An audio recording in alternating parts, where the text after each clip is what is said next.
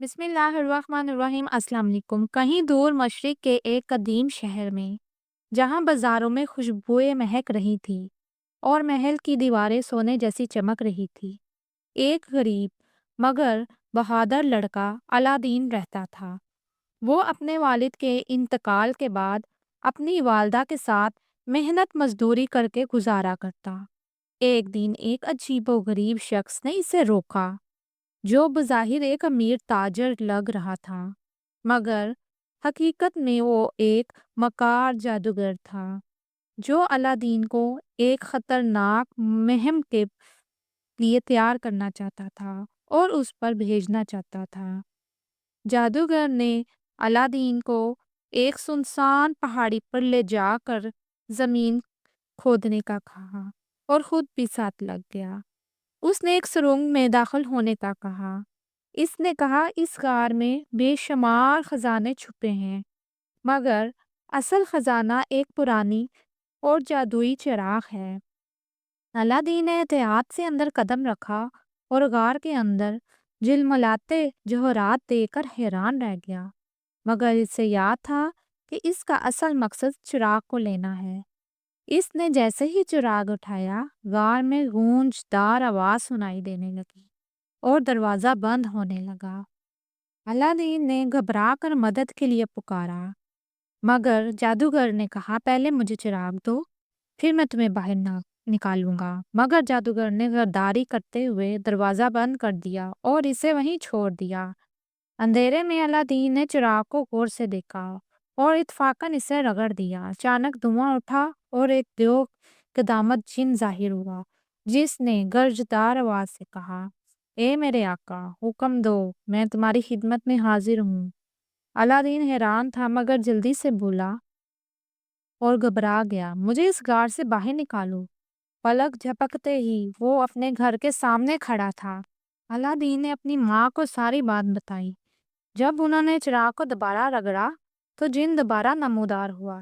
اس بار الادین نے کھانے کی فرمائش کی اور جن نے پل بھر میں بہت مختلف قسم کے کھانے لا کر سامنے رکھ دیے۔ ماں بیٹا حیران میں تھے کہ یہ چراغ کس قدر قیمتی ہے۔ الادین نے سوچا کہ اس چراغ کی مدد سے وہ اپنی تقدیر کو بھی بدل سکتا ہے۔ وہ اب غربت سے نکل کر ایک نیا مقام حاصل کرنے کا خواب دیکھنے لگا۔ چند سالوں میں الادین نے جن کی مدد سے محل تعمیر کروایا، سونے چاندی کے خزانوں سے مالا مال ہوا اور شہر میں اس کی عزت ہونے لگی۔ ایک دن اس کی نظر بادشاہ کی بیٹی پر پڑی، جو حسن و جمال میں ایک مثال تھی۔ الادین نے فیصلہ کیا کہ وہ اس سے شادی کرے گا۔ اس نے جن کو حکم دیا کہ بادشاہ کے دربار میں اس کی شادی کا پیغام بھیجا جائے۔ جب بادشاہ نے الادین کی دولت اور محل کو دیکھا تو وہ شادی کے لیے بھی راضی ہو گیا۔ الادین کی خوشحال زندگی دیکھ کر وہی مکار جادوگر دوبارہ لوٹ آیا۔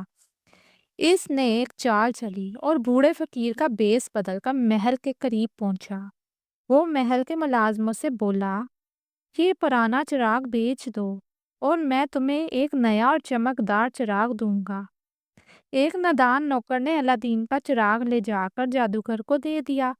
چراغ ہاتھ میں آتے ہی جادوگر نے جن کو بلا کر حکم دیا کہ محل اور الادین کی بیوی کو فوراً ایک ویران جگہ لے جایا جائے۔ جب الادین واپس آیا تو محل اور اس کی بیوی غائب تھے۔ وہ سمجھ گیا یہ جادوگر کا کام ہے، مگر اس کے پاس اب چراغ نہیں تھا۔ وہ ہمت نہیں ہارا اور ایک دن آخر کار جادوگر کا سراغ لگا لیا۔ وہ چھپکے سے اس کے خیمے میں داخل ہوا اور جادوگر کی جیب سے چراغ نکال لیا۔ جیسے ہی اس نے چراغ کو رگڑا، جن حاضر ہوا۔ الادین نے حکم دیا کہ سب کچھ اپنی اصل جگہ پر واپس لے جایا جائے۔ جادوگر کو اس کی مکاری کی سزا اس نے دینے کا فیصلہ کیا اور اس کو سزا دی اور ہمیشہ کے لیے ختم کر دیا۔ الادین اور اس کی بیوی محل واپس آ گئے اور اس کی خوشحال زندگی دوبارہ شروع ہو گئی۔ الادین نے چراغ کو ہمیشہ کے لیے محفوظ کر لیا تاکہ کوئی مکار شخص اسے چوری نہ کر سکے، اور اس طرح پھر جادو کی دولت ہی نہیں بلکہ بہادری اور عقل مندی سے اس کی زندگی بھی کامیابی کا راز ہے۔ اس نے اپنے علم ہنر سے شہر کے فلاح کے لیے کام کیا اور رایا کا محبوب بادشاہ بن گیا۔ یوں الادین کی کہانی صرف ایک عام کہانی نہیں رہی بلکہ ایک مثال بن گئی کہ نیکی ایمانداری عقل سے ہر مشکل پر قابو پا سکتے ہیں۔ پیارے دوستو، اگر آپ کو یہ کہانی اچھی لگی ہے تو پلیز میرے چینل کو سبسکرائب، لائک اور شیئر ضرور کیجیے گا۔ آج کا سوال ہے کہ جادوگر نے جس شخص کا انتخاب کیا تھا اس کا نام کیا تھا اور اس کو کیا چرانے کے لیے کہا تھا؟